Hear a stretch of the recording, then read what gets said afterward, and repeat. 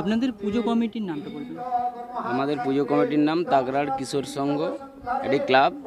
তবে এটা সার্বজনিক পুজো, গ্রামেরও প্রচেষ্টা, গ্রামের সহযোগিতা, পার্শ্ববর্তী যে গ্রামগুলি আছে তাদেরও পূর্ণ সহযোগিতা এখানে রয়েছে। পথ চলতি মানুষের সাহায্যার্থে আজকে আমরা 13 বৎসরে পদার্পণ করেছি। প্রত্যন্ত গ্রামে একটা দুর্গাপূজা করা সত্যি একটা ব্যয়সাধ্য, তা সত্ত্বেও আমরা আমাদের যে সদস্য তাদের অক্লান্ত পরিশ্রম, সকলের প্রচেষ্টার ফল এটা আজকের আমাদের এই দুর্গোৎসব। পুজো মণ্ডপের পাশাপাশি এখানে মঞ্চ রয়েছে, কি কি অনুষ্ঠান রেখেছেন আপনারা? মঞ্চে আমাদের গতকাল একটা উদ্বোধনী অনুষ্ঠান ছিল। নারায়ণগড় বিধানসভা ক্ষেত্রের বিধায়ক সম্মানীয় সূর্যকান্ত অট্ট মহাশয় উনি এসে উদ্বোধন করে গেছেন। উনি একটা আমাদের আশ্বাসও দিয়ে গেছেন, আগামী দিনে আমরা সরকারি যে পুজো পারপাসে যে সুযোগ সুবিধা, যে সাহায্য সেটা আমরা পেতে পারি, সেরকম একটা আশ্বাস উনি দিয়ে গেছেন। আমরা এই বছরই পারমিশন পেয়েছি গভর্নমেন্ট থেকে।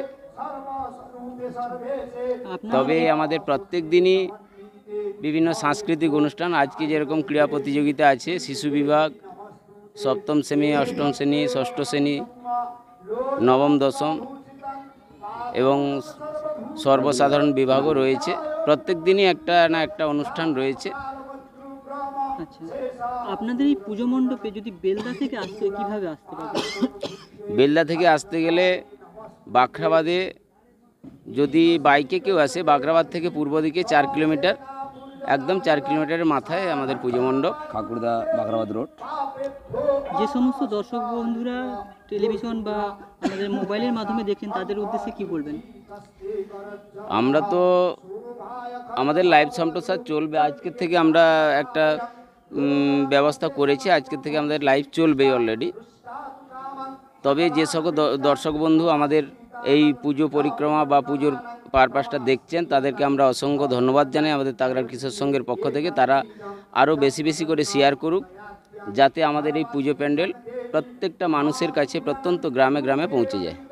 আচ্ছা, আপনাদের সম্পাদক সভাপতি কে কোন দায়িত্বে রয়েছেন একটু জানাবেন। আর আমাদের এবছর পুজো কমিটির সভাপতি ইন্দ্রজিৎ বেরা মহাশয়, সম্পাদক লক্ষ্মীকান্ত জেনা, সহসভাপতি সুভাষ দোলাই, সহ সম্পাদক কৃষ্ণকান্ত জেনা, আমাদের স্থায়ী ক্লাবের যে সম্পাদক আমাদের সঙ্গে উপস্থিত রয়েছেন সুব্রত প্রধান এবং সভাপতি নিরঞ্জন ধল।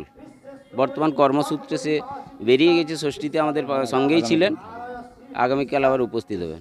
আপনাদের এই পুজো মণ্ডপ দেখতে পাচ্ছি সুন্দর একটা মন্দিরের আদলে তৈরি করা, যেটা কোনো থিম রয়েছে?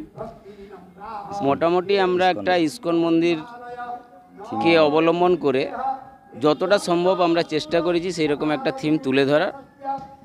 বুঝতেই পেরেছেন যে গ্রামাঞ্চলে একটা এত বড় একটা বাঙালির যে শ্রেষ্ঠ উৎসব দুর্গোৎসব উদযাপন করাটা খুবই একটা ব্যয়সাধ্য। তাও আমরা চেষ্টা করছি আগামী দিনে যাতে আরও একটু বড় আকারে করতে পারি, তার প্রচেষ্টা আছে। আপনাদের অনেক অনেক শুভেচ্ছা এবং ধন্যবাদ।